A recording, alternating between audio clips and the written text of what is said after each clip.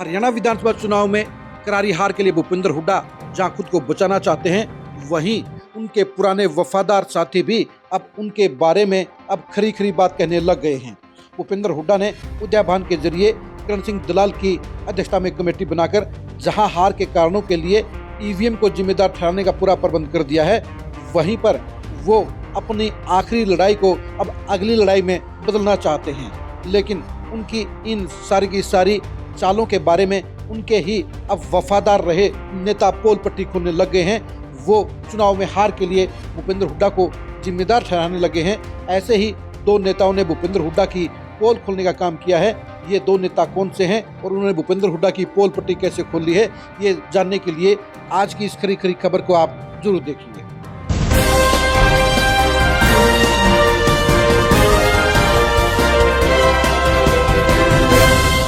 भूपेंद्र हुड्डा की 20 साल की पॉलिटिक्स में सोनीपत जिले में दो चेहरे हमेशा उनके खासम खास रहे हैं। पहला है कुलदीप शर्मा और दूसरे हैं जयतीर्थ दहिया। कुलदीप शर्मा को भूपेंद्र हुड्डा ने सियासत के आसमान पर पहुंचाने का काम किया। अपने परिवार के वफादार रहे। जितेंद्र मलिक की सियासत का गला घोटते हुए उन्होंने कुलदीप शर्मा को प्रमोट करने का काम किया, उन्हें विधानसभा का अध्यक्ष बनाने का काम किया। लेकिन वही कुलदीप शर्मा अब भूपेंद्र हुड्डा की पोल खोलने लग गए हैं। दूसरे नेता हैं जयतीर्थ दहिया। जयतीर्थ दहिया को भी भूपेंद्र हुड्डा के नजदीकी लोगों में माना जाता था, उनके खास नेताओं में शामिल किया जाता था। लेकिन भूपेंद्र हुड्डा ने इस बार उनकी टिकट काट दी, जिसके चलते जयतीर्थ दहिया ने बगावत कर दी और अब वो भी भूपेंद्र हुड्डा की पोल खोलने का काम कर रहे हैं। पहले आप सुनिए कि जयतीर्थ दहिया ने भूपेंद्र हुड्डा और दीपेंद्र हुड्डा के बारे में क्या कहा है। हुड्डा कृष्णा गहलावत इसकी दीपेंद्र हुड्डा के साडू की माँ है। समीर जो है वो समीर गहलावत दीपेंद्र हुड्डा का साडू लगता है और ये हकीकत है। और वो क्लेम भी करते हैं कि दोनों टिकटें हमारी मर्जी से आई हैं।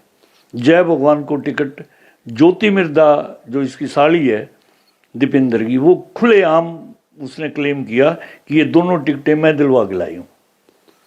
तो ये यहाँ इस हलके में, मेरे राई हलके में मेरे पास पूरे सबूत हैं कि बीजेपी को जितवाने में हुड्डा ने पूरा जोर लगाया। कई सीटों पर ये हकीकत लोग कहते हैं कि कई सीटों पर कांग्रेस को इन बाबू बेटे ने हरवाया। कांग्रेस को हरवाना वो अलग बात है, यहां तो स्पेशल बीजेपी से बीजेपी कैंडिडेट को जितवाया है। आपने सुन लिया होगा कि जयतीर्थ दहिया साफ तौर पर कह रहे हैं कि भूपेंद्र हुड्डा ने बीजेपी को जितवाने के लिए पूरा जोर लगाने का काम किया। राई हलके में उन्होंने बीजेपी की प्रत्याशी कृष्णा गहलावत को जितवाने के लिए हर मुमकिन कोशिश की। साफ तौर पर कहा कि अपने रिश्तेदार को जितवाने के लिए हुड्डा फैमिली ने पूरी ताकत लगाने का काम किया और इसके बारे में उनके पास सबूत भी हैं। यानी जयतीर्थ दहिया साफ तौर पर कह रहे हैं कि कांग्रेस को हरवाने में भूपेंद्र हुड्डा फैमिली की सबसे बड़ी भूमिका रही है।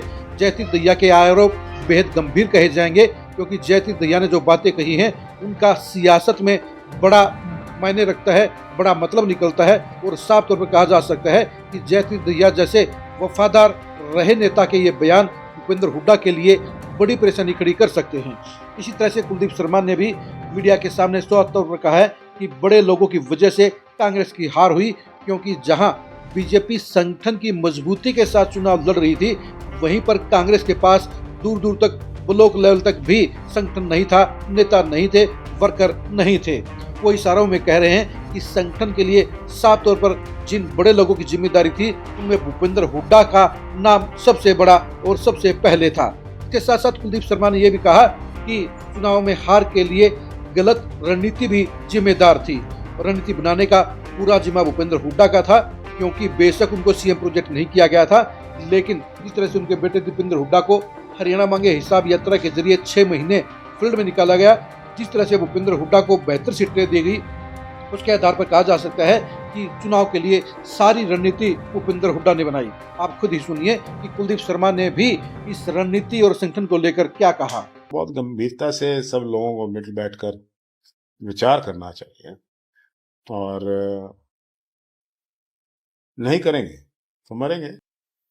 ऐसी कोई मशीनरी कांग्रेस में काम नहीं कर रही थी। बहुत ज्यादा घमंड में थी कांग्रेस कि हम तो जीते बैठे। इसलिए किसी को मनाने का प्रयास ही नहीं हुआ। और मनाने के प्रयास ना होने की वजह से जो भारतीय जनता पार्टी की सोची समझी राजनीति थी, एक बहुत लंबे समय से जो कांग्रेस का संगठन नहीं था, भारतीय जनता पार्टी तो पन्ना प्रमुख तक पहुंची गई।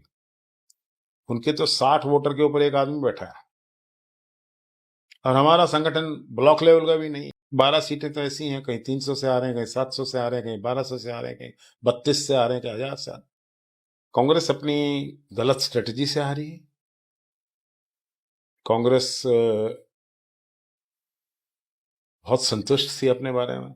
संतुष्टि उसको ही बोलते, कॉम्प्लेसेंसी। कांग्रेस का एक मैनेजमेंट ग्रुप हुआ करता था, फेसिस हुआ करते थे।